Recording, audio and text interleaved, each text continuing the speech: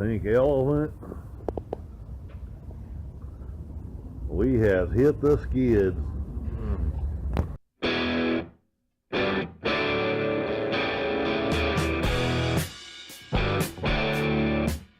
Be your Pawn Stars, people. Okay. Well.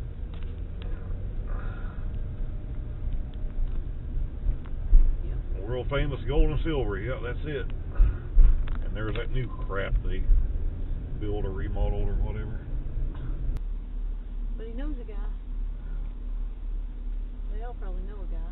They all know a guy or a girl, probably up here at this adult superstore. There's a thing on the top of that spins you around. Mm-hmm.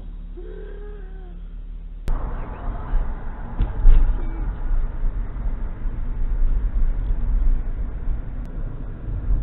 I know where I am now. I know where I am.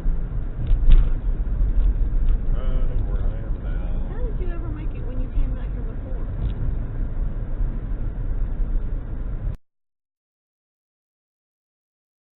The Hilton Convention Center sits back over there. This wasn't here. Encore wasn't here. This is the beginning of this end of the strip. Is Circus Circus.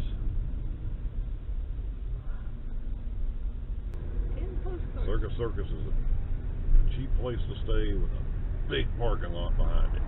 Just where the truck drivers stay and gamble. That thing is huge. Because I know we can get in there. It's not the end I really want to be on, but if we come down here and do this stuff and we just need to come back up here and find a place, cheap room to crash in tonight, that's it. Oh my gosh, the paintings are pretty. See, the thing is, here you're safe. Between back there and here, not so much, because you're walking past new construction, abandoned buildings. Yeah.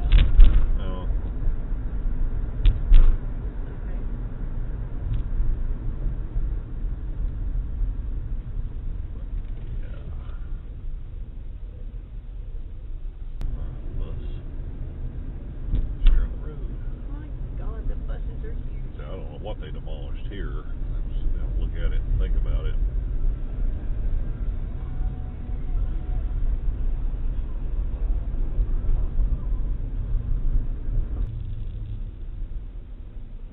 Ooh, Paul Anka. Woohoo!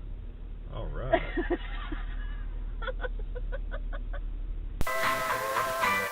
Put your head on my shoulder, hold me in your arms, baby. Yeah, you're into the you're into the real part. The Venetian I've heard of. Broad you've heard of. Yeah.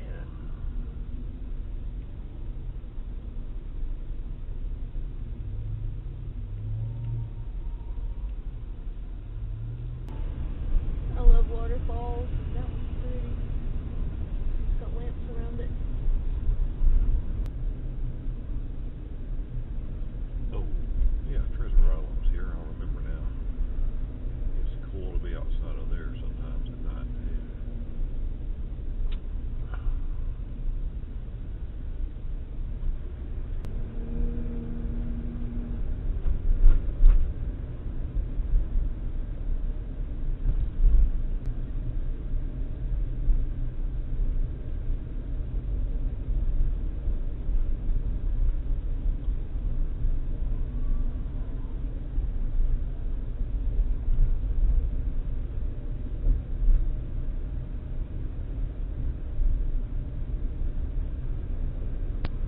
What do you see? It looks like the Eiffel Tower. There you go.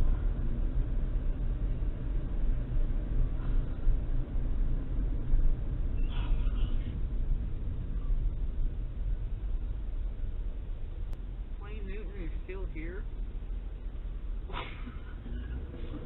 Wayne Newton's not left this place since 1974.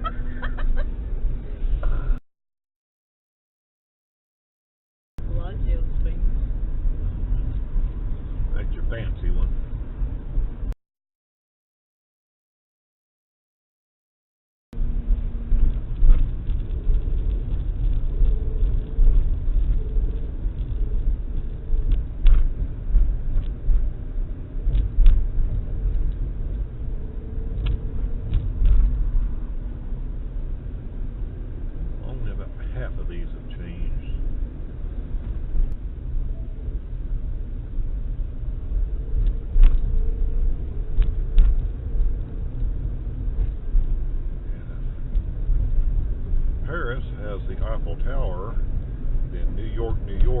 going to have Oh my gosh.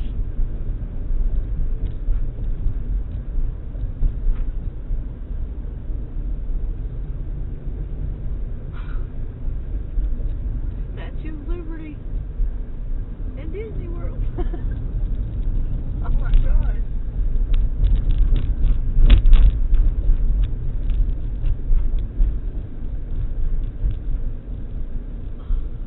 the plane, explain going up.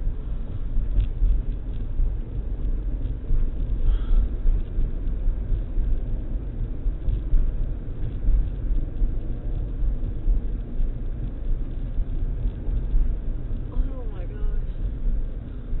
And you pretty much have hit the end of the strip in reality down here at Mandalay Bay.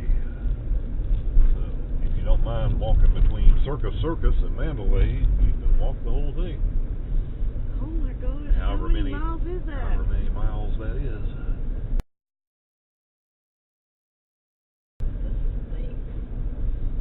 Holy cow.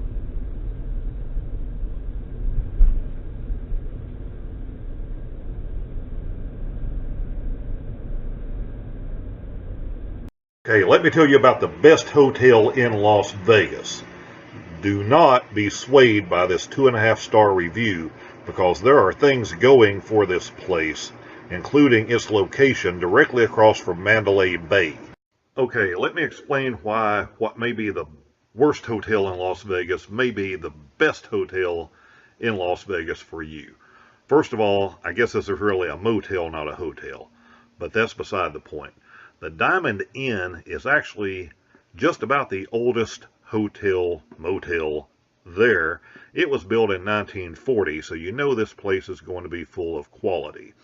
All of those giant mansions that you see along the strip, those are all newer things. What you want is this old thing, because it is an old motel that you drive into. It has about 20 rooms. Here's some of your advantages. If you're in Vegas,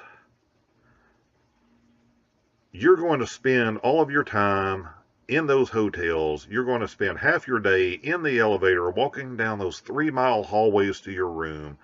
And let's face it, if you're in Vegas, the only reason you really need a room is to catch a few hours sleep and to grab a shower. It's not like you're going to be spending your time in the room anyway. If you do want to go out somewhere, you've got the hassle of renting a car. If you brought a car with you, you've got the hassle of dealing with the parking garage, dealing with valets, getting your car off the 16th level of the parking garage.